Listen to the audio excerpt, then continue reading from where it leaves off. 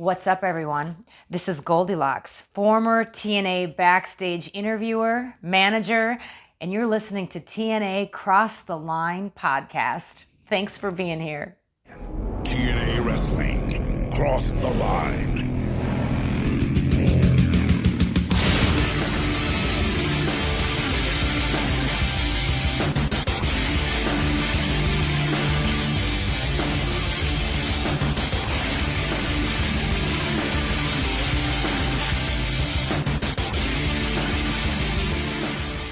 And we're back with episode 132 of the TNA Cross the Line podcast. I am Colling Jr. And with me, as always, is Dallas Gridley. And Dallas, tonight, or today, however you want to word it, we are going to find out who the number one contender is to the NWA World title. That's right, folks.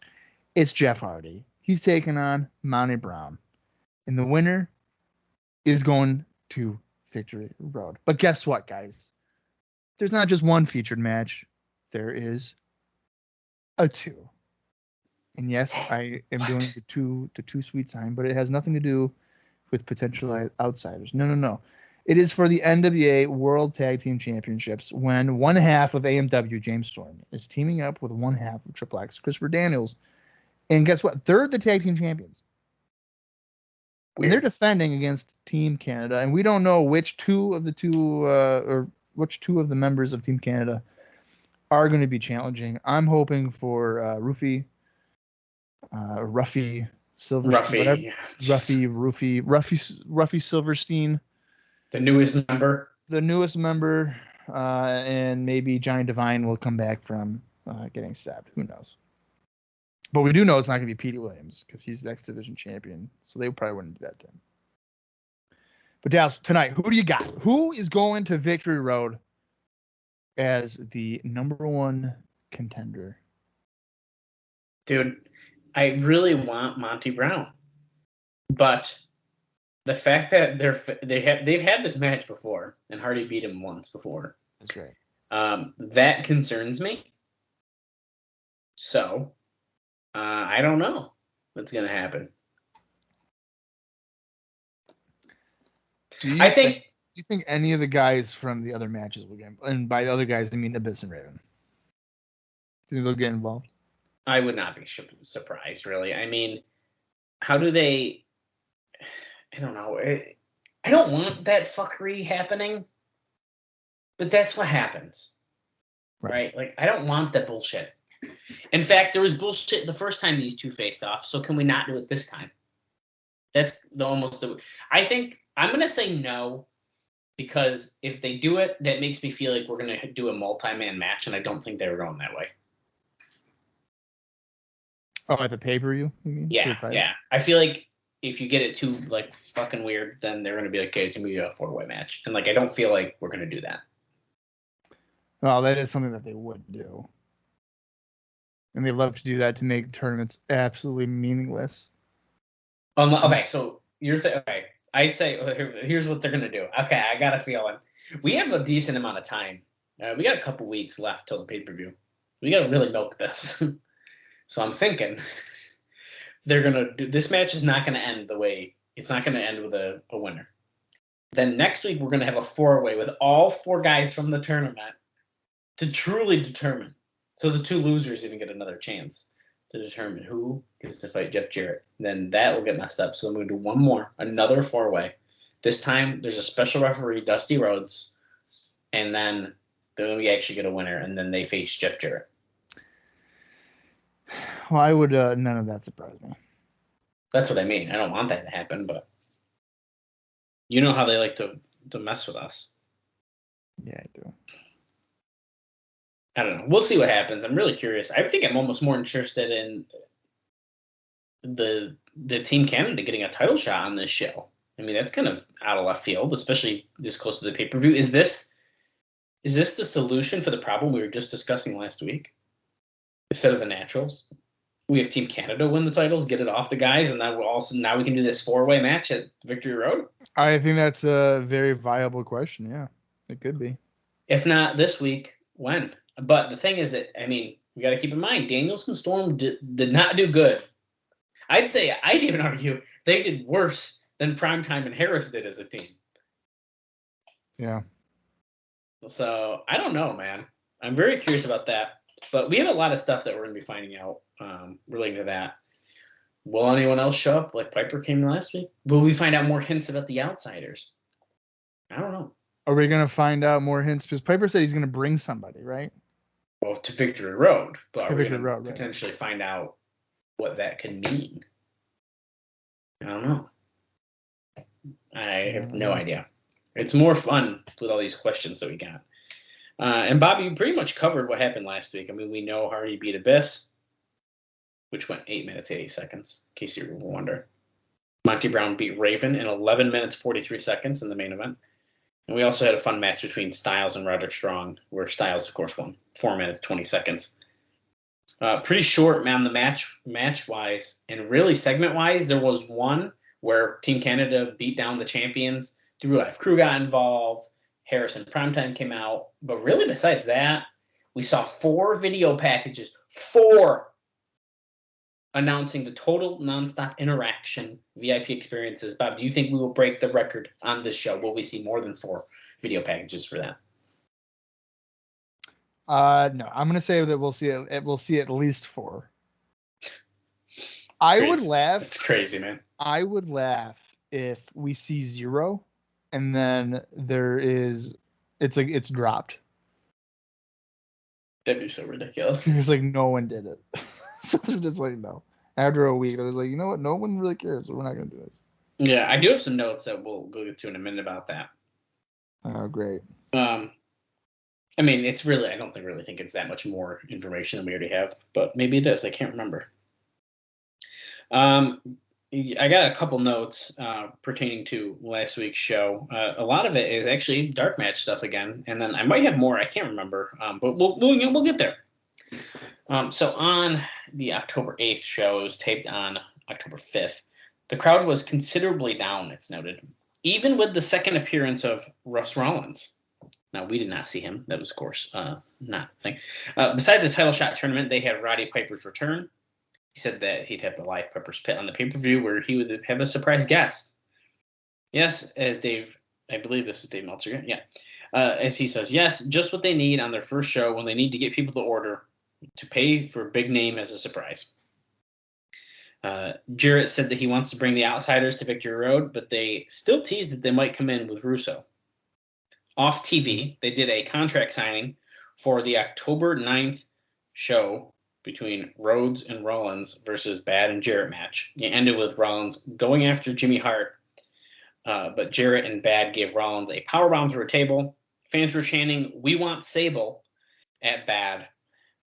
They did an angle on Explosion where Kid Cash beat on Rhodes until Killings made the save. And they said that Terry Funk would be at the pay-per-view and are teasing that he would actually be facing Dusty Rhodes. Now, but remember, actually, I think it's 2 weeks ago now, we did not see Terry Funk. We saw Harley Race. Yeah, I mean, the idea of Dusty and Terry Funk at Victory Road makes a lot of sense, and I think to an extent it would be a draw. I don't think it would be a draw for me. Agreed. But for other fans, I could see. Yeah. Right. We also did hear the announcement about the 20-man gauntlet that will be happening, X Division gauntlet at Victory Road too. So we had a couple announcements kind of heading into that. So pretty cool stuff. Let's see, where should we start here? I just want to make sure I don't think I have too many more notes. Oh yeah, okay, I do. Okay. I got a couple things. And I got one thing that's going to blow your mind, Bob. Oh, it's an interview with someone, and the things they say are pretty fucking wild. Is it Kid Cash? It is not Kid Cash. Damn it. Is he in TNA right now? Like, is he? No. Former star. Former star. Okay. Former. We'll get there. We'll get there in a few minutes. I'm not saving that for the show. It's too long. I can't save it for during the show. Okay. Okay, so let's talk about a couple things here. Raven has got some heat on him for his match with Monty Brown on Impact. And that's because he either missed or ignored time cues, and they went too long. And there were people who thought that he was eating Monty Brown alive, and they apparently ended up editing quite a bit because of this. I think to elaborate, there's a little bit more on that as well. This is with Raven? Yeah, so here's a longer form discussion about that. So that was from Alvarez, but Dave kind of elaborates more where there was some heat on him for the match. So Impact is taped live to tape, which means that they time it and do it like a live show. The Raven, who called the match as the veteran, went 40 seconds to a minute long, and they edited some things out of the show to make up for the missed time. Most notably, an NYC video package that nobody missed, of course. Monty Brown was mad because he thought Raven called the match to make him look bad and took too much of it. Brown didn't come out looking like a championship contender, although some of the fault would be how long they booked the match for, since even if it ended on time, it was still too long for Brown, is what Dave says. Now, I don't think that he made Brown look that bad, really. It definitely, there are some moments in the match that I did feel like were a little weird, but I mean, I think that's one of the, because even against Jeff Hardy, I feel like there wasn't a lot of vulnerability with Monty Brown, but I know Raven did control a good portion of it. No, he did. Yeah, he definitely did. So yeah, I mean, I think I could understand where Monty Brown is like, trying to make me look bad, and I do agree that it was probably longer than it should have been. Because like Raven really doesn't have any direction since the Sabu thing kind of fell apart. You're trying to build up Monty Brown as a serious threat, and it goes like, it was almost like 10 minutes, wasn't it? Or 8 minutes or something like that. You probably could have cut that down a little bit. Right. Yeah, no, that's kind of what I'm thinking. Yeah, I don't know. Well, he's in the number one contender match, so it is what it is, I guess. Well, Raven seems to like to get himself in trouble these days, I guess. I don't know. But another thing too is like Raven did do a clean job.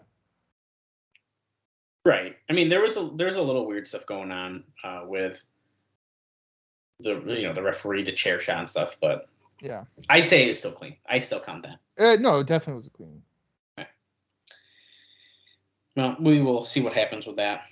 It's noted here that Roddy Piper was really down during his segment. Of course, you've talked a lot about the Big Boss Man passing away. And they also really have no idea who he's bringing in. And it's just not finalized. Or, sorry, they have an idea who they want. I misread, but it's not finalized. So, which to me means they still have no fucking idea who they're bringing in, because that's what it sounds like. Yeah. It's TNA, right? Let's see what else I got from about last week's show. That might be most of this. I mean, well, we can talk about this because they talked about it. Here is the planned deal for Victory Road. So they are offering the package with the Q&A and autograph session on November 6th, the pay-per-view on November 7th, and a post-show pay-per-view party. This is $49. We heard it 4 times on our last show. They're saying that $49 guarantees you to get into Victory Road, which Dave says, which sounds to me, if they can't sell out the 850 or so seats for a pay-per-view, they'll round up people at the park. So they're trying to get people essentially to pay, but you kind of get some bonus perks with that as well. Okay. Which I don't think is a bad idea, the way they're trying to work it. No. I think it's. Do you think they'd have a hard time filling that place for a pay-per-view? Not with the way they're trying to build for it, I feel like, but I'm saying like get rid like the after party stuff, whatever. If it's just, hey, this is going to be a 3-hour nationally pay-per-view. Televised pay-per-view. Yeah. I think they're a little worried because of recent attendance, but a lot of the recent downed attendance is because of hurricane shit. Hurricane, yeah. A lot of it, not all of it, but a lot of it. So I don't know. I don't really think it'd be that bad, but I guess what do I know? We did see a very weird segment. I'm trying to find my note about it, about them kind of knocking the ring of other people. Yeah, 6 sides is fun, or 6 is better, or something like that. Yeah, basically, it was kind of a very weird segment. Okay. Jimmy Hart was among those who thought that the new TNA promo where they called competition square for working a 4-sided ring was stupid. His argument that it was burying the competition his argument was that burying the competition or even mentioning them was a big mistake that WCW made way too often. Mm-hmm. It's pretty thinking that it's kind of silly. This is kind of a follow-up deal about the whole Jeff Hardy situation. So last week we talked about him no-showing the previous week. Well, Hardy did never return a call after no-showing that, for sure. So we got that confirmed. After not hearing from Jeff, they called Matt Hardy, who was at home rehabbing his knee at this time. Which ironically enough, this is a funny side story because when I read this as a kid, I met Matt Hardy and he had like a brace on. I think it was around this time. Really? Yeah, and it was at our fair. And he had the knee. It was right after like Kane choke slammed him off the stage from the way. Dude, I remember this way too vividly. And I met him and he had the brace on. So I think it was around this time. He was still in WWE? Matt? Yeah. I mean, he was not on TV because he had surgery, but I thought he got fired. No, I don't think so. But basically, Matt was the intermediary and apologized for his brother not calling. They finally got a hold of Jeff, who gave the excuse that he was said to be beyond lame, but they accepted it because it's see no evil, hear no evil in TNA. As it turns out, the Orlando crowd turned against him in his match against Abyss, which Dave says wasn't very good. Which I don't know if I really noticed, but I noticed that they were cheering for Abyss. You did? Okay. Yeah. Didn't I make note of it when we were talking about You might have. Maybe you did. Yeah. I don't know, Bob. It's been a long week since we watched the show, so I mean, I'm having a hard time remembering. Okay, Dallas. Yeah. This is funny. So I'm looking up Matt Hardy here on Wikipedia. So he got chokeslammed on August 23rd, 2004. Dude, that's wild. So this is that's disgusting about your memory there. Wow. He was, though. That's so crazy. Along with his friend Rhino, he would be fired on April 11th, 2005. Okay. So when you met him, he was still in WWE. Right. Just off TV.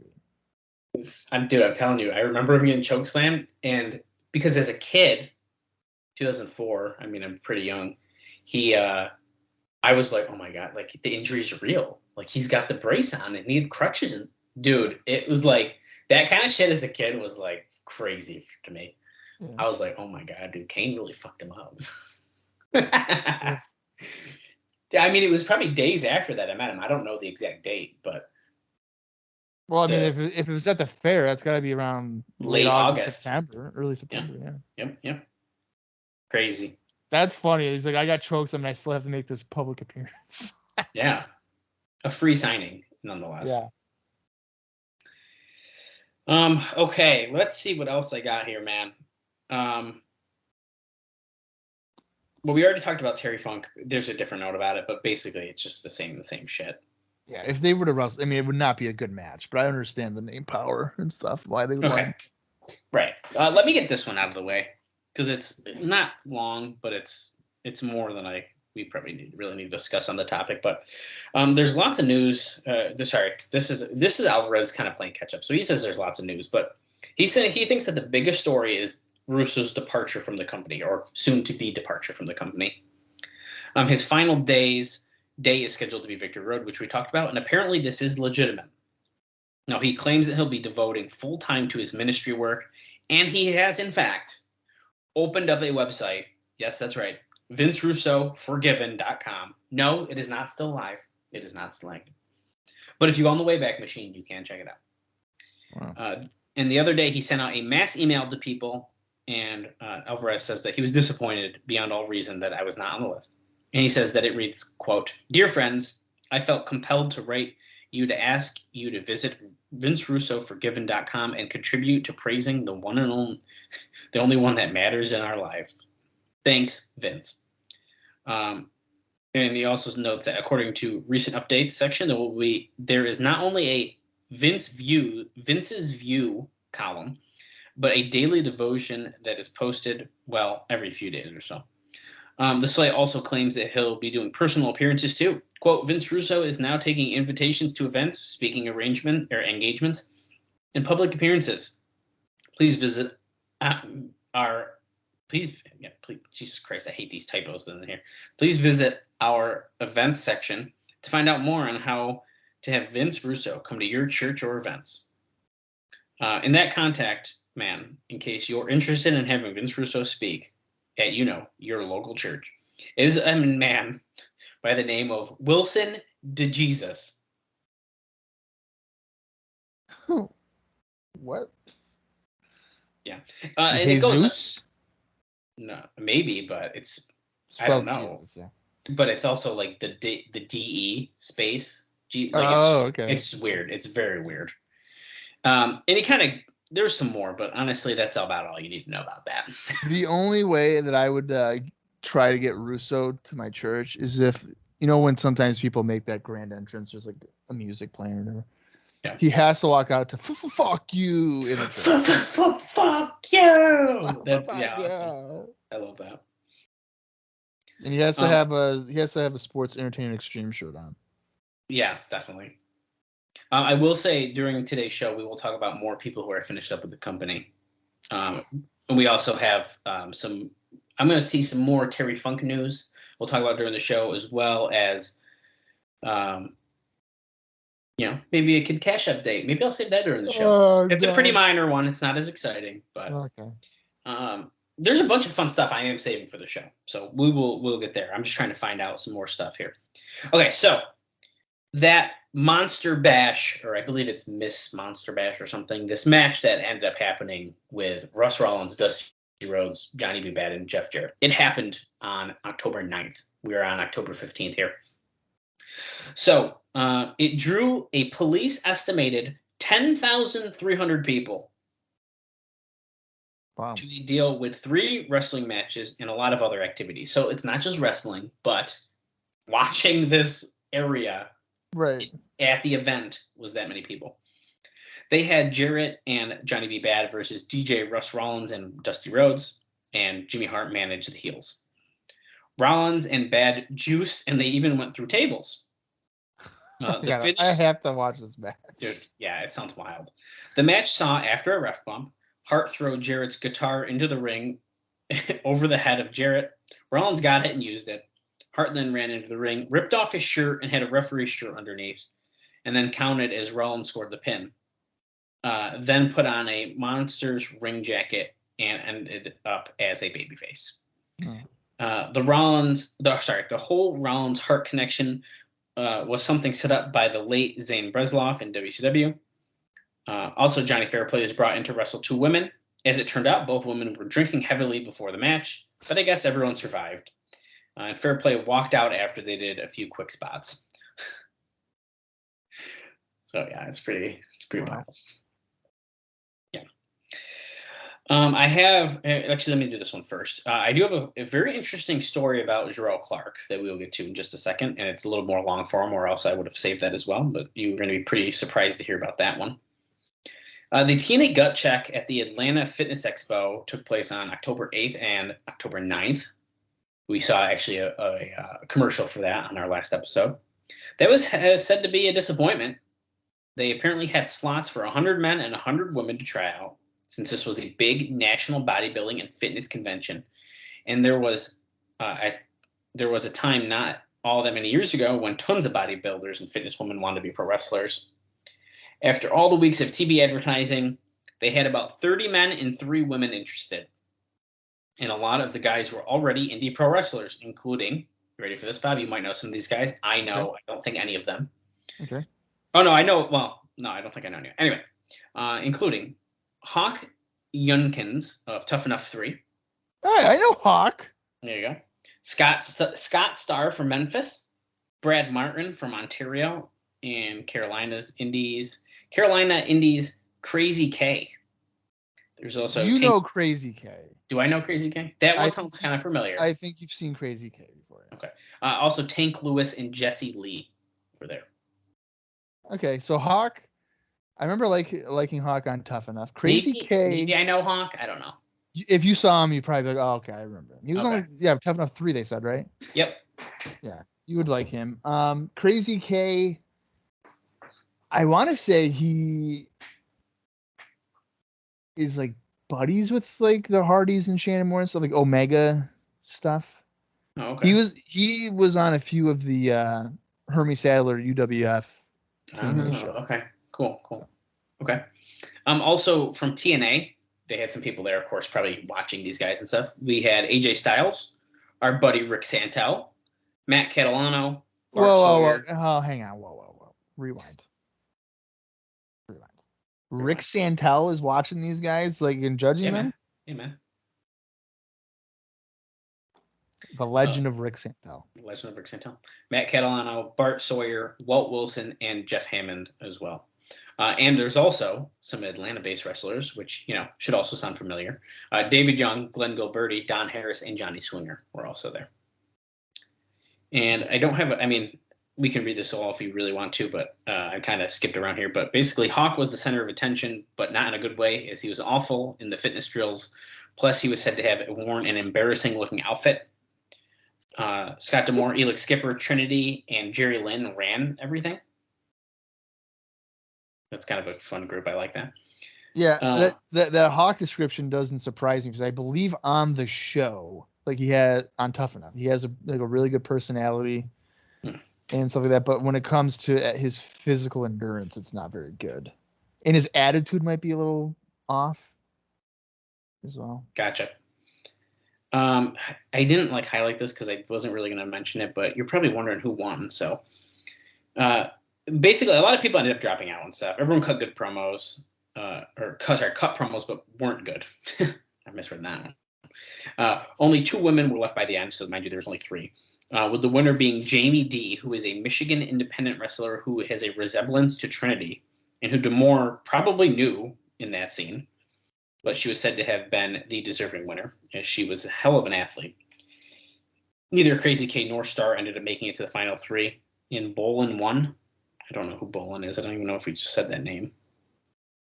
So, is it John Bolin? John Bolin. Yep, I got that right there. Yep, John Bolin, who was one of the bodybuilders, or it looks like. Yeah. With Martin, who has worked in the past for D'Amore, Border City Wrestling, finishing 2nd. So there's another guy who D'Amore knew. Starr was apparently furious, having driven from Mississippi, because he was the best at most of the in-ring drills. It was noted how interesting it was that they picked the bodybuilder when TNA product isn't about bodybuilding muscles. The winner got $4,000, plus will be trained at the TNA Asylum gym. As you know, a gym you hear a lot about. All the time. All the time. Okay, are you ready for this I guess Mikey Batts is involved. The Jarrell Clark story I got here. And then I think, I don't want to speak too soon, but then I might have my heavy hitter for you. Let me just... I am waiting for this heavy fucking hitter, but go ahead. I got a couple other small things before that. But okay, go ahead. Okay, let's do Jarrell Clark. So, apparently this is a known story, because Dave says, here is the Clark story. I have not heard mention of this yet in any notes, but... I haven't either.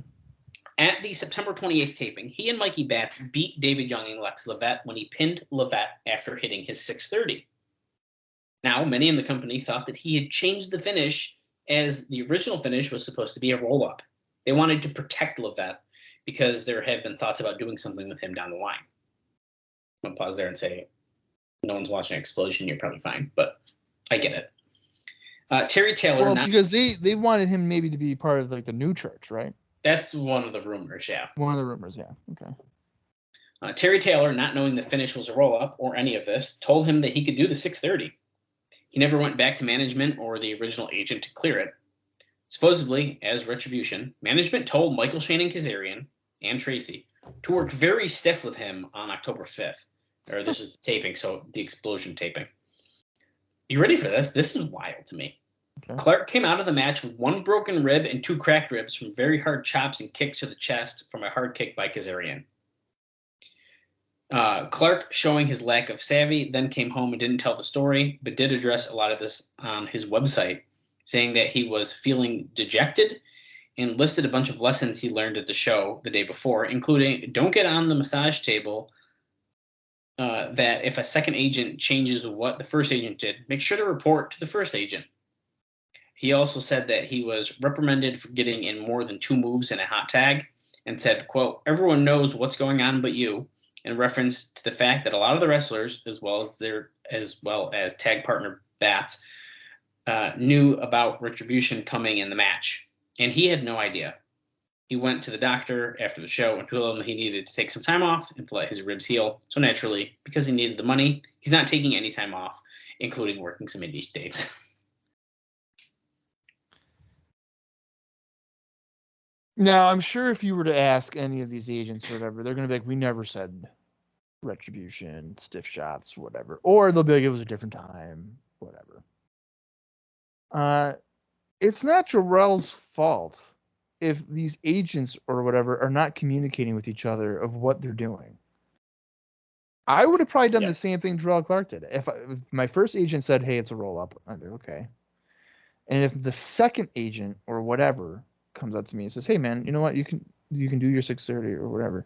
It is not my responsibility to then go back to the first guy and be like, hey, what do you want me to do? Yeah. Is it this or that? They need to talk to each other. If anything, the second agent shouldn't even be getting involved in it. And then he just would have done a roll-up. Yeah, it's kind of a weird situation, right? Yeah, they don't want to take responsibility, so they put it on Jarrell Clark. And then they're like, hey, stiff him up. Yeah. Work stiff with him. And then you fucking get him hurt. Cracked ribs and whatever. That's injury. That's a personal injury case right there. That if I wasn't smart, I mean, like that you're intentionally getting somebody hurt. Yeah, it's pretty crazy. I was really surprised to read this. It sounds like a lawsuit to me. Not necessarily on Kazarian, but on Panda. You guys are putting me in an unsafe work environment. We were literally telling people to hurt me. Yeah. Yeah, it's pretty weird. That isn't the name of the game here. Yeah, it's pretty fucked up, really. It's notes like that I don't really like. Yeah, I was really surprised, like I said. I was like, whoa. And they're trying and you're making it sound like they're trying to protect Lex Levette. I'm gonna say Lex Levette one more time, and then I'm gonna pause for 10 seconds, and then I want somebody to tell me their favorite Lex Levette match in TNA. So Lex Levette versus Jeff Jarrett. Oh, okay, yeah, right. Like, come on, like, what are we doing? I know, it's silly. Yeah, well, we'll see what happens with Jarrell Clark here in the future. And that I'm not intending that as a shot at Lex Levette, but that just shows you the planning there in TNA. It was like we want to protect this guy, Lex Levette, and then you don't do what? Nothing was done. Any plans for them that have been brought up, I don't think ever happened. Right. Well, that's pretty shitty, but we'll see where that continues, I guess, as we move forward. If anything else comes of it. Yeah. I got two more quick notes, and then I got the heavy hitter before we talk about Explosion and get into the show, and then I got even more good notes to talk about during the show. So I hope there is 17 hype ups for the total nonstop interaction again. Well, I'm sure there will be. Yeah, I'm sure. There's the story that Russo agreed to work until they could finish up his storyline aren't true, and in fact, those in the company says he specifically stated that he was done at the pay-per-view. So he's not just staying to finish any storylines; he's just done at the pay-per-view. Okay. Now we've talked about the Best Damn Sports Show period, or the BDSSP, as I just learned last week. The current deal with TNA and them, because they're looking at doing this wrestling week. But TNA wouldn't be a part of the entire week. Now, the person putting it together is from New York and wanted to use stars that he grew up on, like Bruno Sammartino types, as guests. The Wednesday show of the week, probably the Wednesday before the pay-per-view, but this isn't finalized, is planned as being a TNA show. So you guys might have an extra episode coming up. Great. I don't know. We'll see. Okay, are you ready for this one? This is pretty wild to me. So I said it was a former TNA star, and it's one I actually really like. It's Joe Legend. Wow. He did a scathing interview at newscot.com or newscot.com, depending how you want to read it, ripping apart Jeff Jarrett, TNA, and WWE. Whoa! What? Yeah, you're right. It's even worse than you think. Holy shit! Okay. We're not going to talk about the WWE stuff. It does not affect what we're watching. So Hey, he's just Joe. just yeah, but we don't watch that. He goes on to say TNA was a disaster and a prime example of having my good nature taken advantage of. He says Jeff Jarrett promised me many things in order to entice me to come back to Canada and work in Nashville for him, and that lying scumbag broke his word on everyone. Money, gimmick, push, bookings, absolutely everything was a complete lie, and I consider him the lowest form of life in this world. He notes that he was just in Switzerland on a show, which Bob talked about, that I had gotten Jeff booked for last year before he showed his true colors. And I had every intention of kicking 5 shades of crap out of him in the locker room. I had no intention of hiding my feelings and told several of the others to just please stay out of my way while we had it out, or stay out of it while we had it out. Jeff ended up canceling out the last minute due to his wife and her problems with cancer. And he notes, Joe Legend said this in an interview. Normally, I would have said that the Dirty Snake just wanted to no-show the event to keep the deposit that was sent several months ago. And I'm the last one to sympathize with Jeff for any misery he may endure.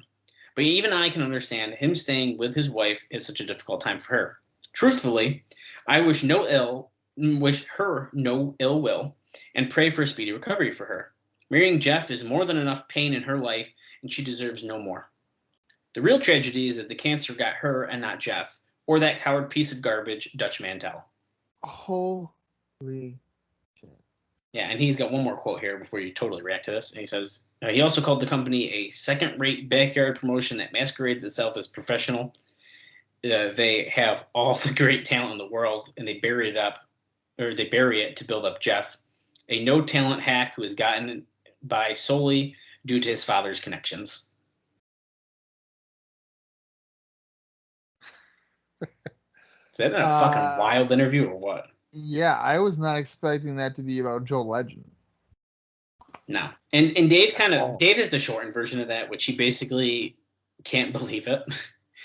A lot of cruel things said. But basically he pretty much says, it's not really appropriate, the stuff he said involving his wife and everything, which, is pretty fucking harsh, man. Yeah. I mean, so like anytime that we've heard from Joe Legend on Twitter, I mean, if we kind of really think about it, he's always like put over the guys that he worked with, not the company. That's a good point. Yeah. So I guess that would make sense. Yeah, it was a lot, man. Yeah, that's pretty surprising. Yep. Not really much else to say about that, I guess. I don't know. That's where it is. I mean, it's crazy. But I guess on that note, we can switch our focus. Okay, so here I just did something. Oh, you okay? So there's only 2 things. So I just went to Joey Legend's page, and I just typed in TNA because I search on his thing TNA. And there's 2 tweets. Both of these are from 2014. He's replying to somebody about meeting, I believe it was Kevin Northcutt. Let's see here. Yeah. And he goes, Kevin is a great guy, underappreciated talent. TNA used us all wrong, but to be fair, I can't name too many they didn't.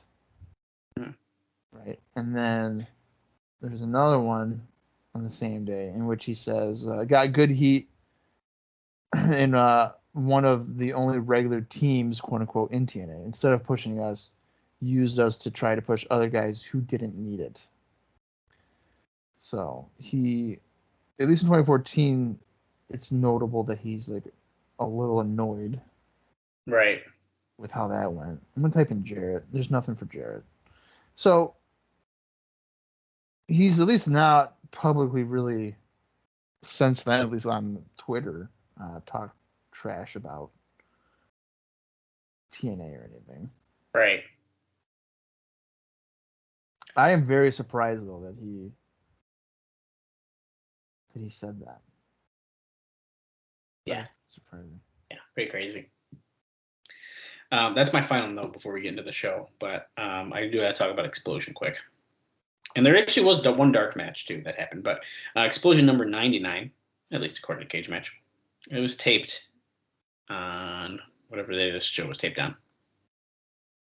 October 12th, and it aired on October 16th, 2004. And it took place after Impact.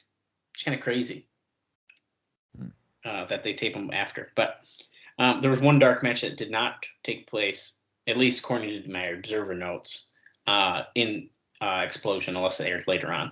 And that was Sonny Siaki defeating Dallas. The other matches that took place here, we have Abyss defeating Nate Webb. Johnny Swinger and Glenn Gilberti are back, and they defeat Mikey Batts and Jarrell Clark. Frankie Kazarian and Michael Shane defeated Brian Gamble and Mark Stevens. Chris Harris and James Storm team back up to defeat Kid Romeo and Roderick Strong. And then AJ Styles won a three-way match over Chris Sabin and Alex Shelley. Wow. So not a bad episode of Explosion there, if you ask me. I think that sounds pretty dang good. That sounds really good, yeah. Wow. All right. Well, I guess that means it's time then for us to watch Impact, right? Oh, yeah. It's definitely time, dude. It's time to continue on that victory road. I bet everyone can't wait till I stop saying that shit. I was just going to say, you love saying that sentence. I do. It's like, dude, it's so perfect. Yeah.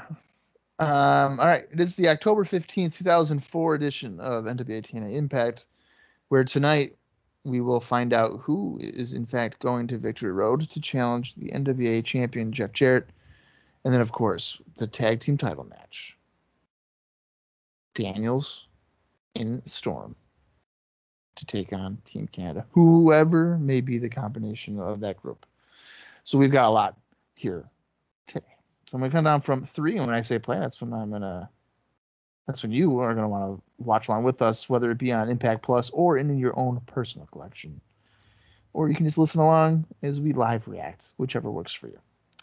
Here we go. 3, 2, 1, play. This is TNA, the new face of professional wrestling.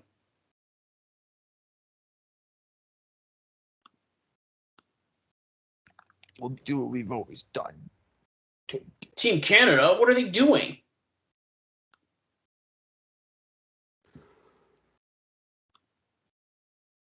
Roofy. So we're getting a highlight package about what happened last week, Team Canada's big attack and stuff. You know, nothing mind-blowing crazy here, but, you know, it's a TV show now. We're not watching pay-per-views. We can't get as mad about it. That's right.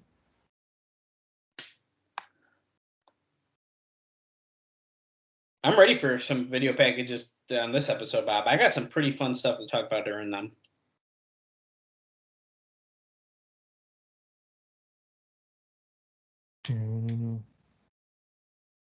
Why don't we give it to him then?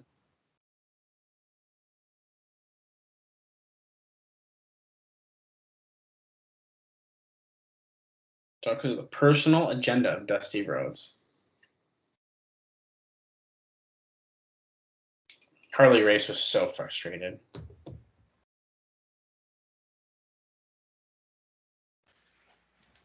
So they are definitely teasing the Terry Funk situation here. I hope it doesn't fall through like it did last time. Oh, yeah. I'm definitely expecting it to happen. Well, I mean, that's the worst, too. Is like when you even... If you put any TV time behind something and then it just falls through, it's just like a complete waste. Right.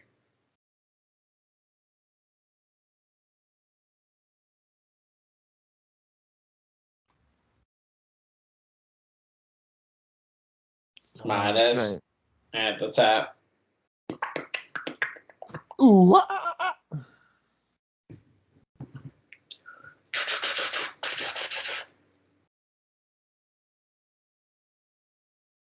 Someone's getting hit with a guitar after the number one contender match for sure. Someone's gonna get hit by a car. Guitar. Oh, guitar. That would suck. From stage 21 at Universal Studios. Total non-stop action in wrestling impact. Oh my god, dude, the song. Song sucks. It just does. I'm sorry. I'm so sick of bitching about it, but it sucks.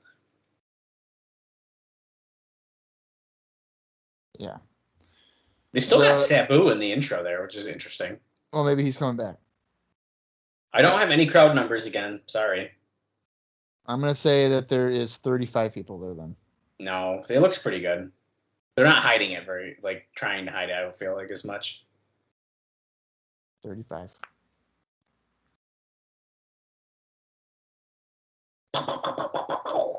Look at all our sweet laser lights. Oh, and we're starting off with Monty Brown. Are we really? Look what side he's coming out on, Bob. The face side. Or maybe I got that wrong. Maybe this is the heel side. Well, the left side is the heel side. That looks like he's the right side. I thought the other side was the heel side too, but I can't tell. now I'm doubting myself. Oh, let's see. The other side has the cool things on it. I thought those were for the bad guys. Now I don't remember. I can't tell what side that is. No, dude, you can't. He came from the left. Left side. Left of the hard cam. Right, which is the heel side. Okay. No. Which would make sense because he's fighting Jeff, so they probably want Jeff to be the face. Well, right. Oh, he's got the words in the song again.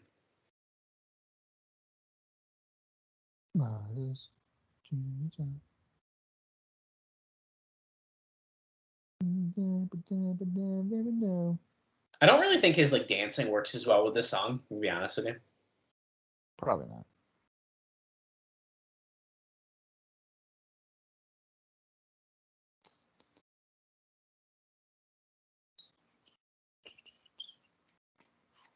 He's been laying off the glow paint. He doesn't look like diarrhea again. Like he did a few weeks ago. Yeah, that green paint was pretty bad.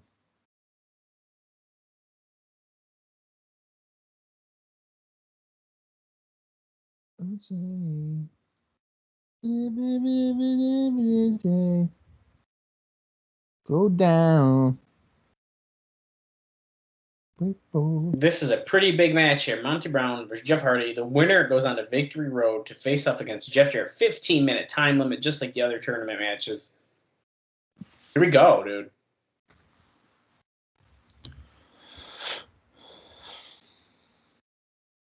Wait. We're going to hear from Roddy Piper again, reflecting on his many years in the pit. Probably a pre-tape. Oh, I'm sure it's pre-tape, yeah. Oh. Larry Zbysko's here again. Scott D'Amore's barred from ringside for the tag team title match. Wow. Oh, all the other members of the teams are also barred. So Harris, Primetime, and the whoever is not fighting in Team Canada. Pretty interesting stuff we just heard right there.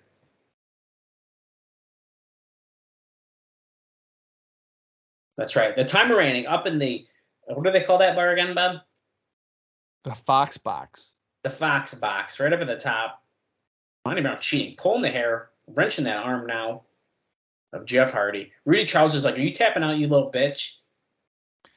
Speaking of Rudy Charles, I watched the Clash with the Castle or whatever. You did?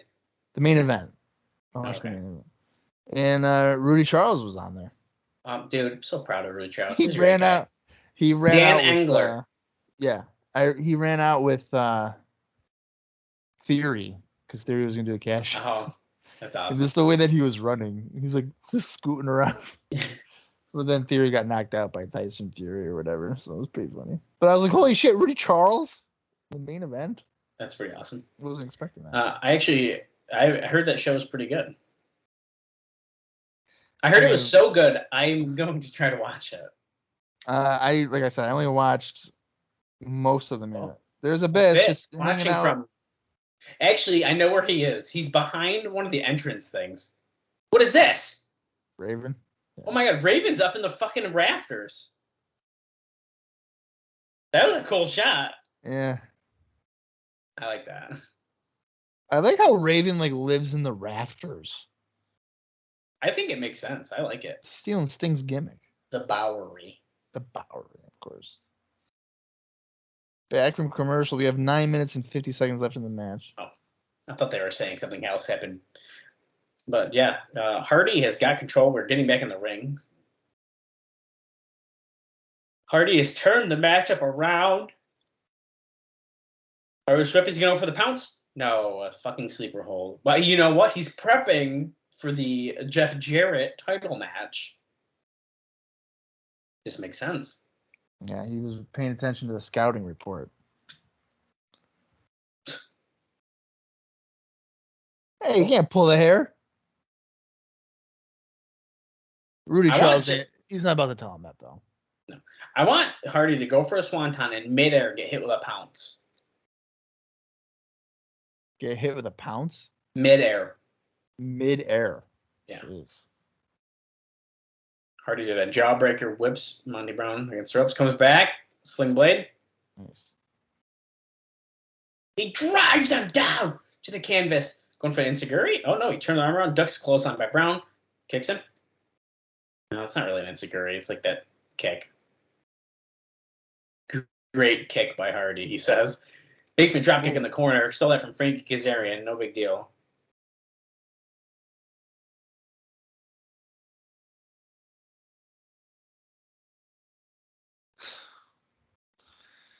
I feel like... Oh, Sleeper Roll 2 by Jeff Hardy. Dude, they know what they're doing. Is Jeff Hardy seeming like he's starting to move a little slower here, or is that just me? Oh, he is. Yeah. We're both getting a little gas, maybe. Back suplex by Monty Brown. Hardy hasn't really had that many matches, and certainly not singles. And to be fair, a lot of Monty Brown's matches are about 2 minutes long. That's right. Twist of Fate? No oh my God, he hit it. No way. Come on. Look how long he's taken, though. No, but I thought maybe he was going to go to the Swanton. Got to kick out of the secondary finisher first. Of course.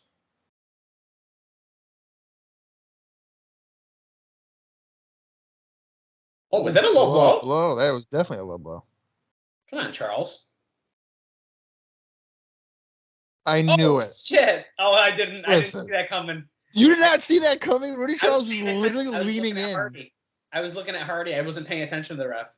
Oh my God. He was literally leaning into that lane, that elbow lane. It was so obvious. Oh, he's down. Hardy's about to go for a swanton. He hits it. Yeah, he hit that pretty good too. Come on, ref. Charles is down. Somebody's got to be coming out. Here comes Abyss. Still angry about losing last week. Black Hole Slam. Boom. The movie probably should have hit last week and he would have won, maybe. Now, Monty Brown does not like when other people get in his business, by the way. I mean, it's very known. Abyss goes after him. Ducks the clothesline, though. Oh, here we go. The pounce! Oh, my God. Abyss. And the Abyss went flying. Wait, don't even get Hardy up. Just run against the rope and hit him with it. Yeah. What's he going to do with the Alpha Bomb? Wait, Raven. Oh, man. With a chair to the back. That bastard. Even flow? Raven effect. Raven effect. Even flow. Oh, Monty, you got to stay down. Fuck. Jeff had to go back. Jeff had to get back in. Another twist of fate. Wait, no! He pinned him with a twist of fate and not the dude, okay. Yeah, but did you notice? Monty Brown kicked out. Everyone kicked out. Probably because he was like, the finish is supposed to be the swanton. Right. Dude, That was weird. So it is definitely supposed to be a swanton. They probably should have did the twist of fate and just hit the swanton anyway. Yeah, you could have just hit the twist of fate and then hit the swanton quick. Well, Jeff Hardy versus Jeff Jarrett, dude. Dusty Rhodes backstage with Shane Douglas, looking like a pastor. He is excited though. I'm dying to know Dust.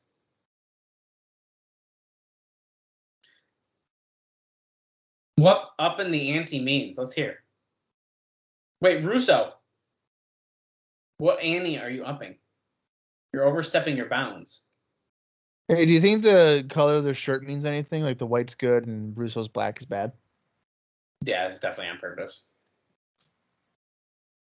Let's clarify what happened to Larry Zbyszko last week. Let's get one thing straight.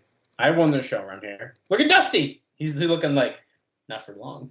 Look at Shane. He's just shifting his eyes. He's like, oh, oh, oh.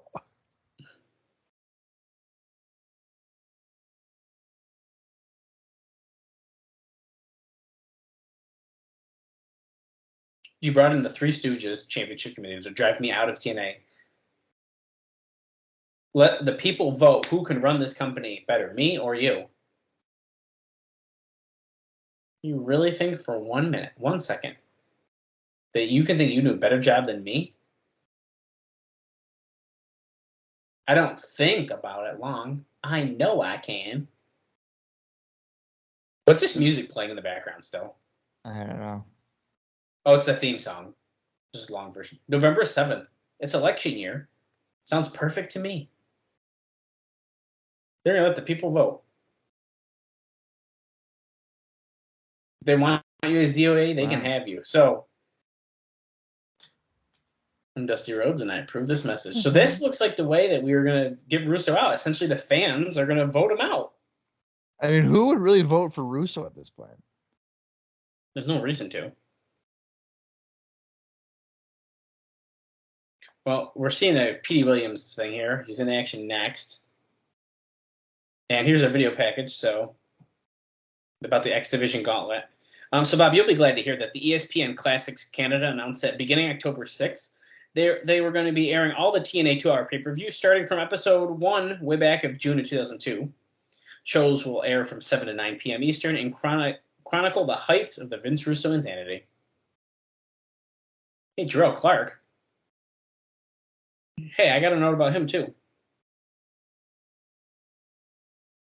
Well, kind of. Wait, 4 more names going to be announced. Shark Boy. Chad Collier from the Elite Guard. Collier? Amazing Red. Oh! Sanjay Dutt making his return. Speaking of X Division guys, including Jarrell Clark and Petey Williams, who's in action next, Petey and Jarrell will be representing TNA at the NWA 56th anniversary show on October 16th in Winnipeg. Wow. What is this? Jason Picaro. That's a new one. Welcome to TNA. Let's see here if there's anything for. All right. Yeah, there is actually one. Petey Williams teamed up with Eric Young on October 9th in a losing effort against America's Most Wanted for USA CW with his USA Championship Wrestling at the Tennessee Fairgrounds in Nashville, Tennessee. Wow. Let's see if there's anybody else that we would know. Chad Collier was on that show, and he wrestled Cassidy Riley to a 25-minute time limit draw. Chris Sabin and Joy Matthews had a match.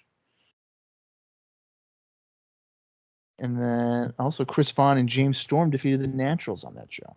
Wow. Which I'm sure would be maybe in James Storm's indie notes there, but you never know. But yeah, that's all there is for this match. Petey.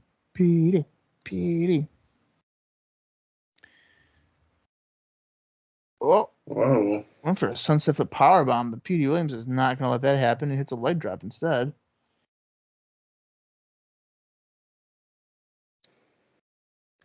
Oh, Demore beating the shit out of him. He's like, I can't be out here later, so I'm going to beat the shit out of this guy quick. He laughs about it. What a jerk. Going for the Destroyer? Wait, Demore says no, like we talked about. Wait. He's going for Styles Clash. Mind games. Oh. 1, 2. There we go. That's a 3. Good for him.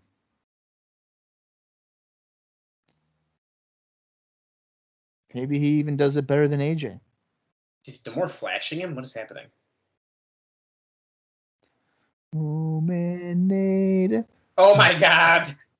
He was covering up because Petey Williams has AJ Styles like entrance jacket, and he just. That's funny. Hey, here he is.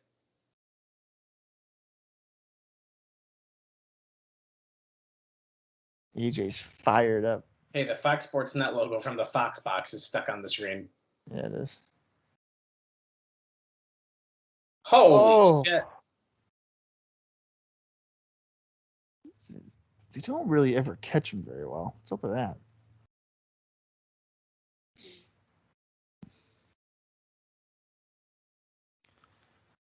Give me my ring jacket back. Is that where it went? I needed that back.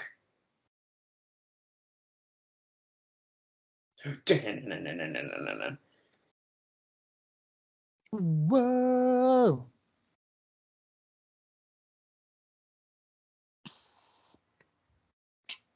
Whoa.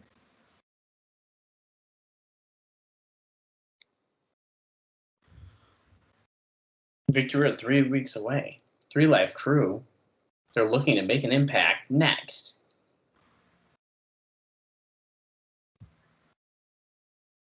Oh, what's this? Oh my God, look at the website. Dude, Wow. That's bringing back some memories. So they're doing a preview again, so I got more notes for you. At least 3 of the more heavily pushed guys are talking openly about going to WWE when their contract expire over frustration with the company. What? There's clearly a lack of faith in the company's future. Several wrestlers this week were openly talking because at the TV this past week, managers was talking about how the TV rating was rising when a lot of the wrestlers realized that is not the case. I don't have names, but... You know, I feel like if it was me, I would kind of have more faith in the company because, like, now we finally have TV and now we're going on monthly pay-per-views. Right. I feel like it's a positive trend. More match graphics here between Williams and Daniels. Or, sorry, Petey Williams and AJ Styles. Speaking of Victory Road, though, as of this point, there are plans for a Mexican mini single match on the pay-per-view featuring Mascarita Sangrada. His opponent hasn't been decided upon. The original I don't even know how to say this.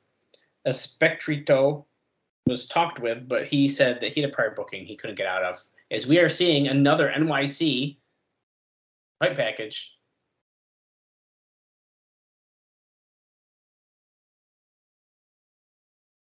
I mean, that really didn't tell us anything. Coming soon. They were just looking into the camera intently. These guys. Okay, that looks like Nate Webb. Yep, Spider Eric Nate Webb Stevens. and John. I missed his last name. I like Eric Stevens. He's good. 3 Live Crew. Oh, great. 3 Live Crew. They're going to lose to the hottest babyface group in the company. The B Jizzle. Sizzle. Beware, I'm down about kill Rowdy. 2 Live Crew.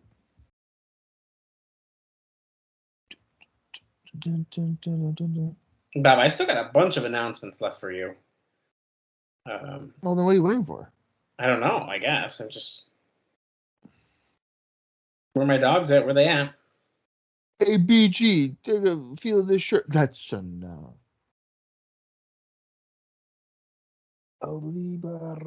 I wonder who... You said the top 3 people getting pushed in the company?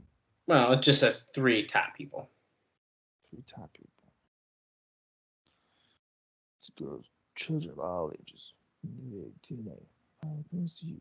Soon to be. What? He said, hold up. The soon-to-be NWA. Oh, hold up. Third Life Crew is doing the same dang do.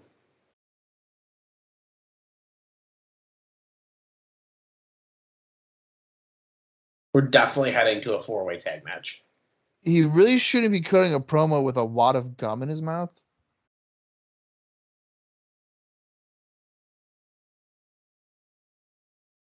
Not one, not two, but the Three Life Crew. And then the other guys here just go right after him. This guy's singlet is so loose. Stevens and Fedio. John Fedio. His singlet, John's, is very, very loose. He can barely fit into a singlet. Yeah, it literally is, yeah. Well, I guess since we already saw him, I'll just He's a small guy. Holy shit. Yeah, very small.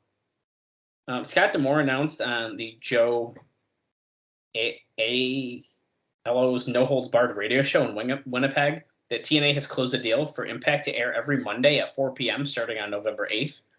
These will be episodes that air on Friday in the U.S., so it would be the first time Canada has gotten up-to-date TNA on a regular TV. It's a 6-week deal and will be renewed based on ratings. Jarrett will be going on Off the Record. It's another show. The week before to probably promote the debut of that. Okay, that was a fast match. Nothing happened. Michael Rosenberg. Off the Record. Well, I'm not surprised that match was very quick.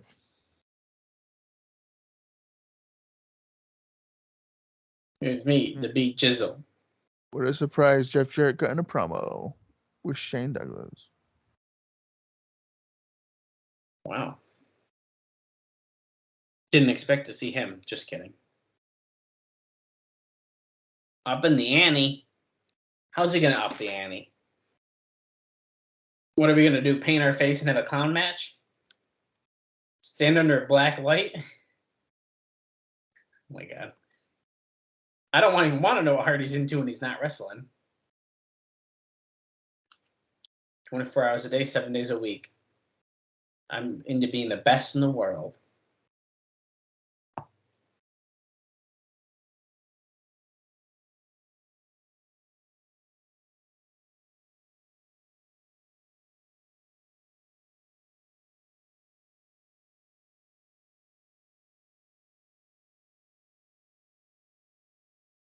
Wait, Jeff, one more question.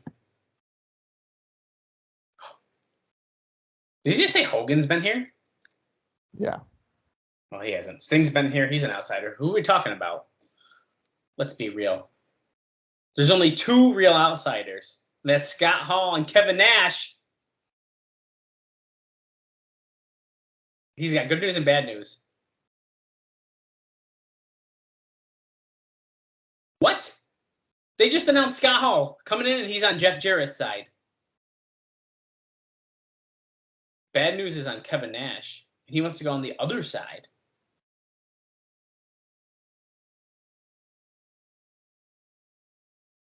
That's not what they say, Jeff. They don't say the bigger they are, the farther they fall. It's harder. Welcome to Planet Jarrett. He's just giving him a global warning. Okay, whoa, Bob. That's a major news breaking thing there. Scott Hall is coming in to be with Jarrett, but apparently Kevin Nash is on the other side. Wow. Well, with two coming in, Bob, we lost two. It's official. CM Punk and Julio De Niro are finished up because their contract expired and they will not be renewed. Dallas, we have not seen them since like March. Well, there were no plans for them for Punk, and he was never used after getting that fight with Teddy Hart and several months back at the local area diner following the show. 6 points of it. I know. I knew you were going to love that one. I can't believe that they were technically under contract for 7 more months. We're at the GNC Show of Strength.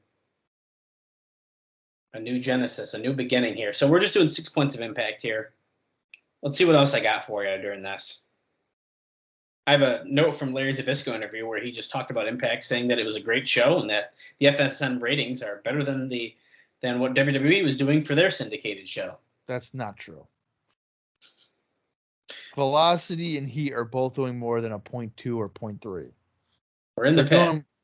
They're more like doing a 0.9 to 1.1. So Talking about the X Division.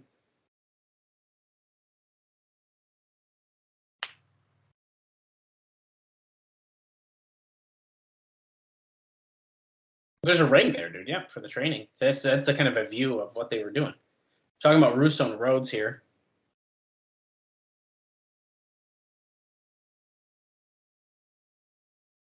Of course, the world title.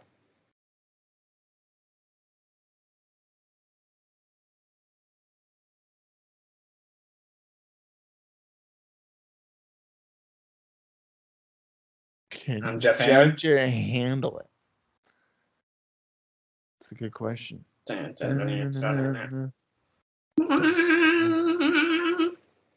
This used to be AMW? Like AMW's theme song? Well, it's Brian Gamble's now. Is this going to be a repeat match? Am I about to see Jeff Jarrett again and you're not going to tell me? No. Oh, shit, it's Raven. Didn't expect that. Well, he just hit him with a chair, wow. so. Oh, Raven's. Oh, it's supposed to be Brian Gamble against Abyss, but Raven's not scheduled for this. Calling for a microphone.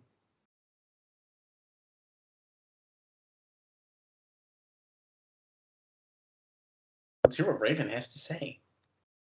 Monty Brown, Abyss, Jeff Hardy. All competent. Would be journeyman compared to deity like myself. I should be NWA World Heavyweight Champion. I will be NWA World Heavyweight Champion. Jeff Jarrett, you should fear me. Jeff Jarrett, I'm going to get inside your skull. I'm going to crawl inside your veins. I'm going to rip out your bone marrow. I'm going to spit in your lungs. And I'm going to stick forks in your brain. Wow. That sounds nice. Pleasant. Scars are souvenirs you never lose. There's no escape, just torture, mind games. Raven's rules. Great. Nowhere to hide, nowhere to roam. Clockwork Orange, House of Phone. Welcome to the Terror Dome. You might as well say it. I think you hear me knocking. I think I'm coming in. Possession's 9/10 of the law. Here's Monty Brown. Also, it looks like Raven's shaved within the past week, so. Oh, yeah, he did. I thought I'd point that out. Monty Brown's beating him up. He's probably being stiff for making him look like an idiot. Here comes Abyss. Here comes Abyss, yeah.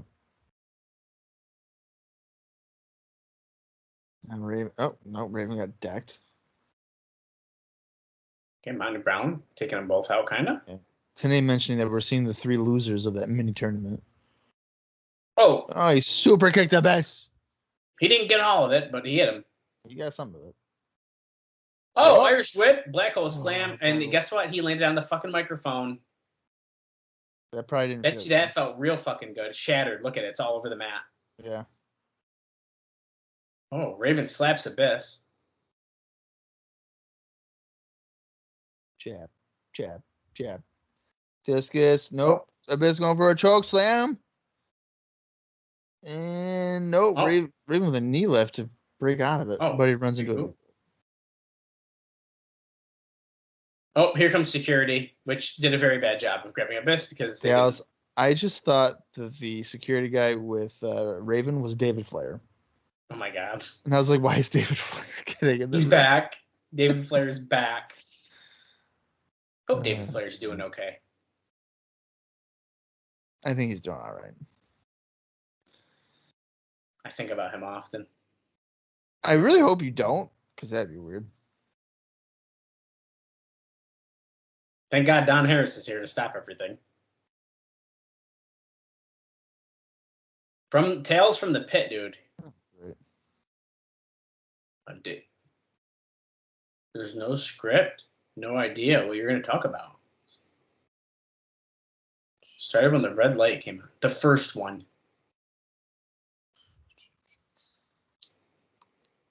big setup behind me, and all of a sudden there's a wrestler there.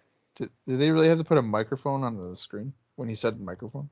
I don't know. It said Frankie Williams, and they say no photo available.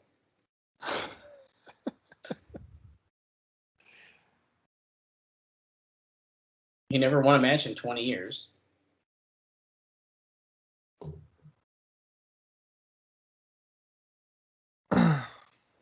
Okay, I don't. Why is this a thing? Like, who cares? They're trying to really hype up Piper's Pit. If you're watching this, you probably know what Piper's Pit is already. I would imagine. I can't imagine this would be news to anybody.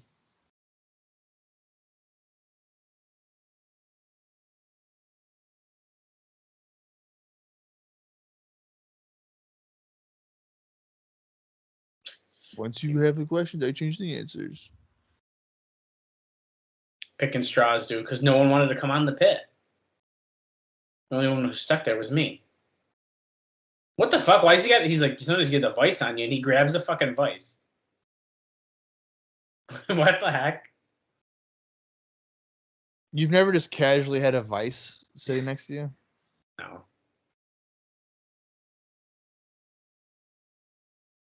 Wow, dude. The unusual union.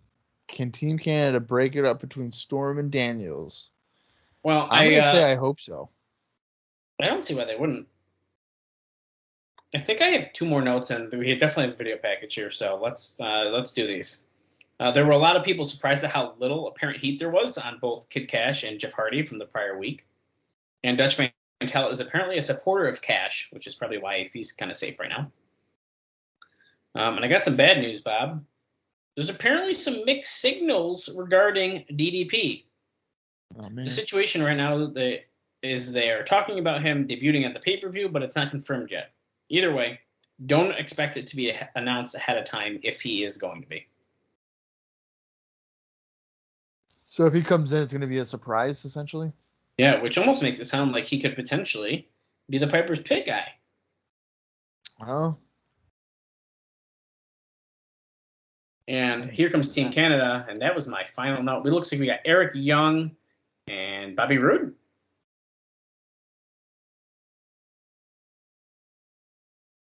Well, I mean, I guess there's really no other option.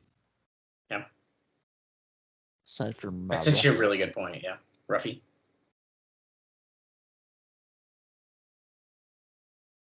We're taking over.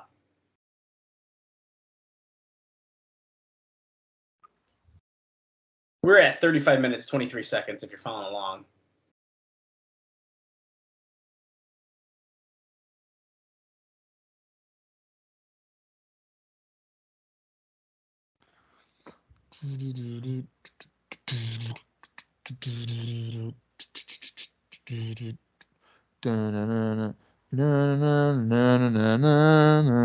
I feel like he uses his theme song on the Indies too. Really? Yeah.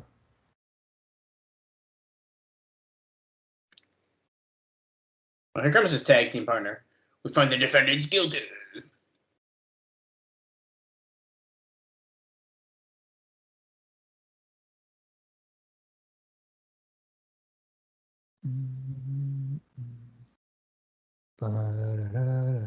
We find the defendants guilty. Okay. I am really hoping that these guys lose the tag team titles. It's got to be the smart thing to do, right? Because I hate this fucking angle so much. Well, once they lose it, we can get back on track. Sabisco's on commentary, and this has a half-hour time limit. I'm going to tell you guys right now, there's 9 minutes and 8 seconds left in the show. So, ooh, spoiler! I'm not You're really telling sure. me it's not going a full half hour? I mean, it could. It could go into next week's episode too. I don't know. But I'm waiting for the day they actually do that. I don't know how I would react like in 2004 if I was watching the show and they were like, "Oh, tune in next week to find out the conclusion." I don't know. Like, would I really want to sit on that for 7 days and be like, oh boy, I really wish. I can't wait to find out next Friday who wins between Team Canada and the team of Daniels and Storm. I'd probably forget.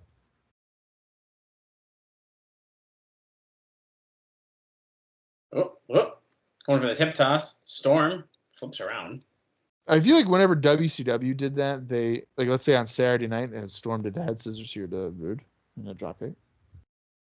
Whenever like WCW do it on Saturday night, they'd be like, tune into main event tomorrow morning at 10:05 and just watch the next show for it. Yeah, that's how they kind of did it. And then knowing TNA, they'd probably be like, watch Explosion, and then we'd be like, we can't. We're taking a commercial break.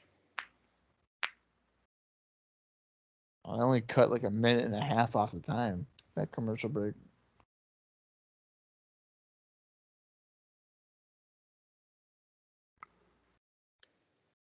Moore came out during the break. He tried, but he's not supposed to be, so. That's right. Rudy Charles doing his job. Yelling at him, telling him to get out of there. Andrew Thomas is our main referee, by the way. You know there's going to be bumps then. Well, probably. Oh, Eric Young did a leapfrog and he's holding his knee. Did he blow out his ACL? Canadians don't lie. No. Daniels keeps trying to go after him. Well, maybe they do, because Bobby Roode just clotheslined Daniels. And Eric Young is 100% fine. Now, James Storm is pissed. He's going after Eric Young. But Andrew Thomas cuts him off. Sends him back to his corner. Bobby Roode tagged in. Go for a scoop and a slam on Daniels. And how about a knee drop? You got it. Boom. Right to the face. Who are the cover? 1, 2. No. Daniels kicks out at 2.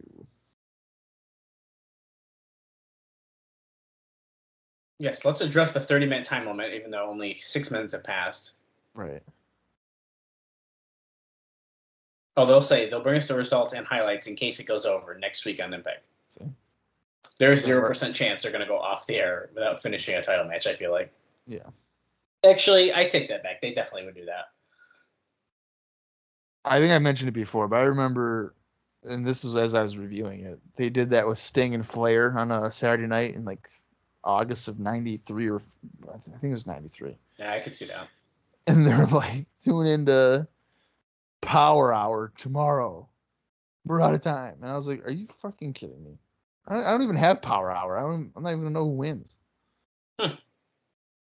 Pissed me off. Roode with a right hand. Daniels with a right hand. How about Roode with another one? Good. Daniels, you got it. Oh, Daniels with the advantage. Chops. Sent into the ropes. And Roode with the knee lift to the midsection.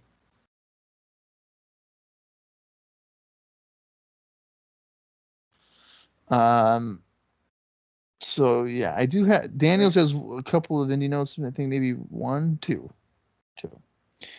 October 1st, Christopher Daniels defeated former TNA wrestler CM Punk. Oh. For NWA No Limits Wrestling Saints and Sinners in Rock Island, Illinois, and that match went 29 minutes and 57 seconds. Holy crap. And then on October 9th, Christopher Daniels lost to Bobby Quantz at Pro Wrestling Guerrillas Use Your Illusion 3 in Los Angeles, California. Let's see if there's anybody else on that NWA. They're bringing up... Oh, sorry, go ahead. No, you're good. I was just going to mention how they're bringing up Scott Hall and Kevin Nash again, and I still just can't believe it. They must have them signed. They have to. They have to. The only other really notable match on that show that also featured Daniels and Punk that we would probably know anybody from was Matt Sydal retaining the NWA Midwest X Division title against Zach Gowen. Well, that's weird. Yeah. So there you go. We're flooded with those indie notes, guys. Nice elbow drop by Eric Young, but he only got 2 count because James Storm Broke up the cover.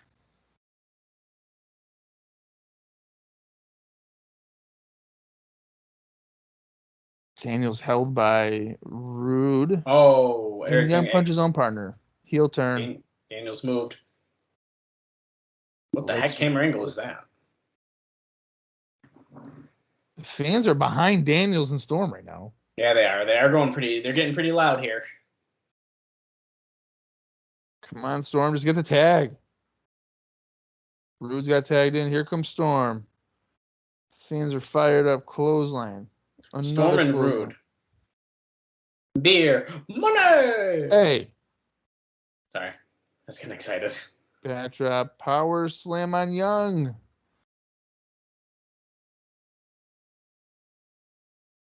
Oh. Hurricane Rana by Storm. Can he cover? 1, 2. Eric Young with the breakup. 43 minutes, 24 seconds into this show, we are... It was not a head scissors. It was a Hurricane Rana. Come on, TNA. Give Storm his credit.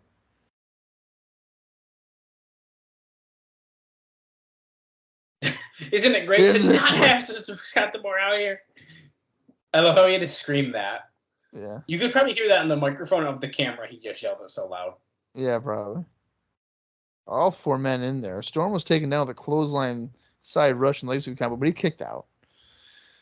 Daniels with a kick to Roode and sends him into Young with a spear.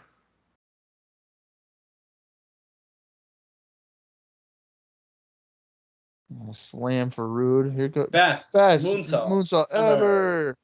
Kind of missed it, but that's okay. Goes for the cover. Eric Young with another breakup. He extended the arm so it looks like he hit him better, but yes, he did.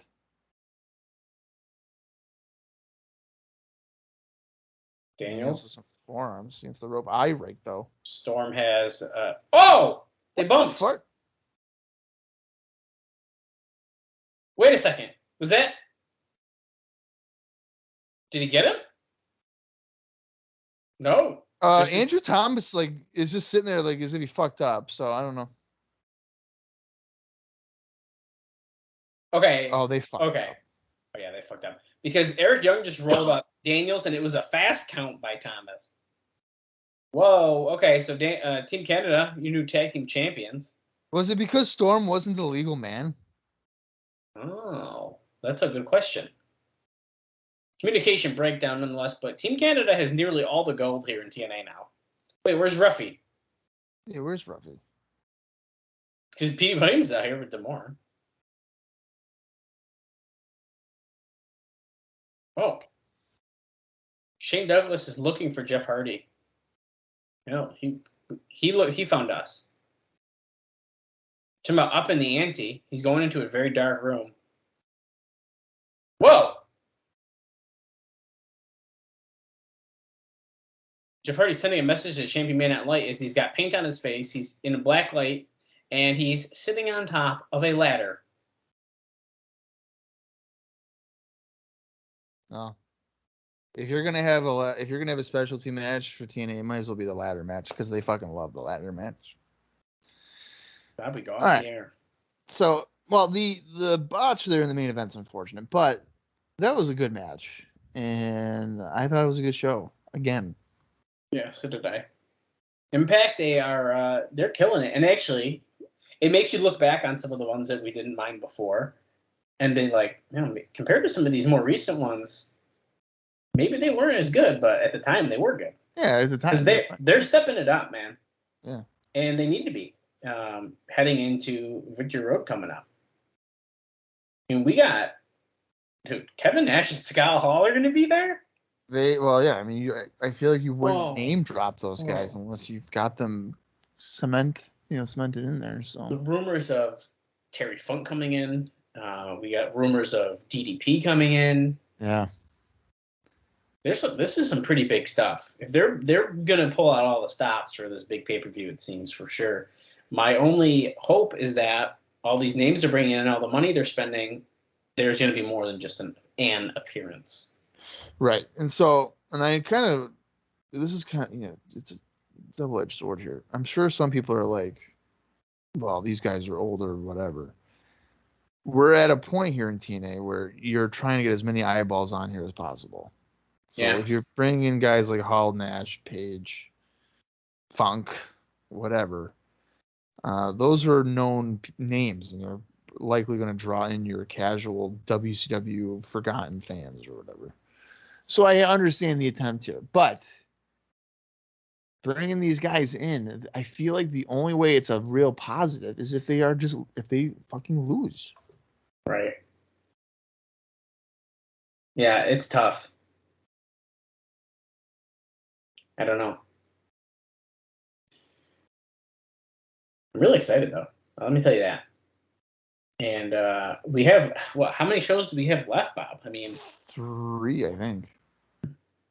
that's crazy. 3 episodes of Impact. Yeah, I'm pretty sure. Wow. That is wild to me. Yeah. That's really crazy. Yep. So we are pretty freaking close to it. I'm freaking ready, bro. I am too. There's plenty of intrigue here with all those names that we've mentioned. And what is going to potentially happen here at Victory Road. I am very excited to finally get to that point. But like I said, we have 3 more episodes to go. We have no idea what we're going to be seeing here on the next few episodes. Will we see Kid Cash? Will Joel Clark get stiff again, get beat up real bad? Hopefully not. Yeah, ideally, no, but you never know what is going to happen here at the Impact Zone. Yeah, which is unfortunate, but that's the way it is. All right, Dallas, you got anything else? Are we all set to move along? I think we're all set, man. That's all I got. I cannot wait to get to another episode. It's going to be a lot of fun, as it always is. And you know what? I think we teased it a couple weeks ago. I am really hoping at this point in our life, Bob, we have dropped a freaking awesome bonus episode, one way or another. And we can't say it yet because it technically didn't happen by this recording, so spoiler. But we got some cool stuff in the works, and we are looking to bring you guys some really great content. And coming up with Victory Road, when that airs, when the episode drops, you will have a couple episodes that week because it, of course, airs the same week as an episode of Impact. And if these Best Damn Sports Show Wrestling Week episodes or whatever they're going to do, we will be covering that as well. So you guys might have a lot of fun content coming up, and I'm really excited about it. Yeah, I can't wait to get burnt out from it. It'll be great. It's going to be so good. All right. We will see you guys next week. Until then, for Dallas Gridley, I am Bob Colling Jr., and this has been the TNA Crossline Podcast.